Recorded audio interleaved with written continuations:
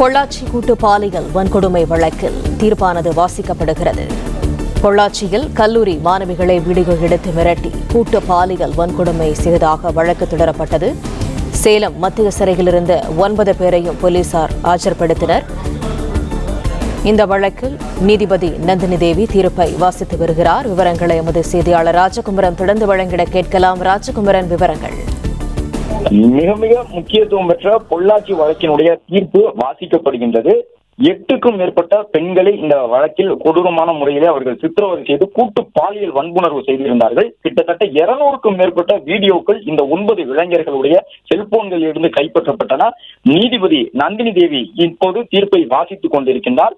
சேலம் மத்திய சிறையில் இருந்த 9 பேரும் நீதிமன்றத்தில் ஆஜர்படுத்தப்பட்டிருந்த நிலையில் 8 பெண்களை ஆபாசமாக விரட்டி வீடியோ எடுத்து நம்பிக்கை மோசடி என்ற அடிப்படையிலே அந்த குற்றச்சாட்டுகளை செய்திருந்த கொடூர குற்றவாளிகளுக்கான அந்த வழக்கினுடைய தீர்ப்பு தற்போது வாசிக்கப்பட்டு வருகின்றது. இன்னும் சற்று நேரத்தில் அந்த முழுமையான தீர்ப்பும் வாசிக்கப்படும். வழக்கமாக தீர்ப்பு வாசிக்கப்படும் பொழுது அங்கு செய்தியாளர்கள் உள்ளிட்டவர்களுக்கு அனுமதி வழங்கப்படும். ஆனால் இந்த வழக்கினுடைய முக்கியத்துவத்தை கருதி பாதிக்கப்பட்ட பெண்களுடைய அந்த கோரிக்கையினை ஏற்று நீதிமன்ற வளாகத்திற்கு உள்ளாக இந்த நீதிமன்ற அறையில் கதவுகள் பூட்டப்பட்டிருக்கின்றன.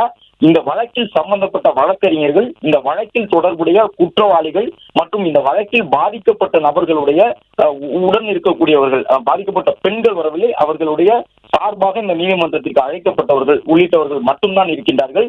நீதிபதி நந்தினி தேவி அவர்கள் இந்த வரலாற்று முக்கியத்துவம் வாய்ந்த தீர்ப்பினை வழங்கிக் கொண்டிருக்கின்றார். 6 ஆண்டுகள் கடந்தவர்களும் அந்த பெண்கள் கதறி துடித்த அந்த காட்சிகள் இன்னும் யாருக்கும் மறக்கவில்லை.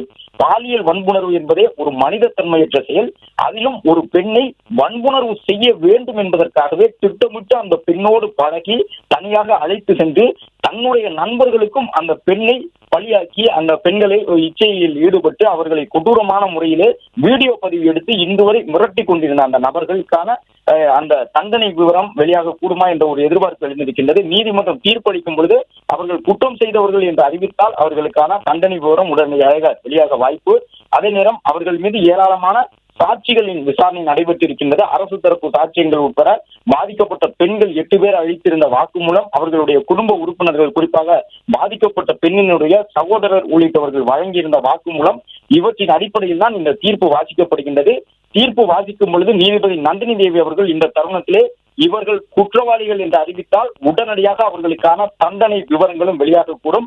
பொள்ளாச்சி கல்லூரி மாணவிகள் 8க்கும் மேற்பட்டவர்கள் இந்த வழக்கில் சம்பந்தப்பட்ட சூழ்நிலையில் 8 பேர் சாட்சியம் வழங்கியிருந்தார்கள்.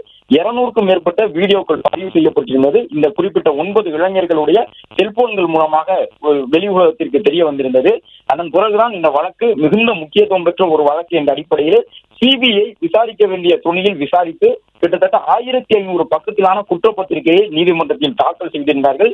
அந்த குற்றப்பத்திரிகையில் மிக மிக முக்கியமான அம்சங்கள் எல்லாம் இடம்பெற்றிருக்கின்றன. குறிப்பாக இந்த நபர்கள் எந்த அளவு கொடூரமான முறையிலே சித்திரவதை செய்து அந்த பெண்களை எல்லாம் பலிகட ஆக்கியிருந்தார்கள் தங்களுடைய இச்சைக்கு என்பதையெல்லாம் குற்றப்பத்திரிகையிலே தெளிவாக செய்திருந்தார்கள். இந்த வழக்கினுடைய தீர்ப்பு என்பது தமிழ்நாட்டில் மட்டுமல்ல, இந்தியா முழுவதும் பெண்களுக்கு எதிரான பாலியல் வன்புணர்வு தொடர்பான வழக்கில் வழங்கப்பட இருக்கின்ற பல்வேறு தீர்ப்புகளுக்கான முன் உதாரணமாக அமையும் என்ற நம்பிக்கையோடு கோவையில் இந்த நீதிமன்ற வளாகத்திற்கு வெளியே ஏராளமானோர் குவிந்திருக்கின்றார்கள். இந்த 9 நபர்களும் குற்றச்சாட்டுக்குள்ளானவர்களாக கோவைக்கு அழைத்து வரப்பட்ட பொழுது சேலம் மத்திய சிறையில் அடைக்கப்பட்டிருக்கின்றார்கள். கோவைக்கு அழைத்து வரப்பட்ட பொழுதே அவர்களை மிகவும் பாதுகாப்பாக காவல்துறையினர் அழைத்து வந்தார்கள். ஏனென்றால் அந்த அளவு கோவை பகுதியில பொள்ளாச்சி சுற்றுவட்டாரத்தில் இவர்களுக்கு எதிரான எதிர்ப்புணர்வு உள்ளது. பிளே ஸ்டோர் மற்றும் ஆப் ஸ்டோரில் இருந்து பாலிமர் செயலியை QR கோடு மூலம் பதிவிறக்கம் செய்யுங்கள். செய்திகளை உடனுக்குடன் பெறுங்கள்.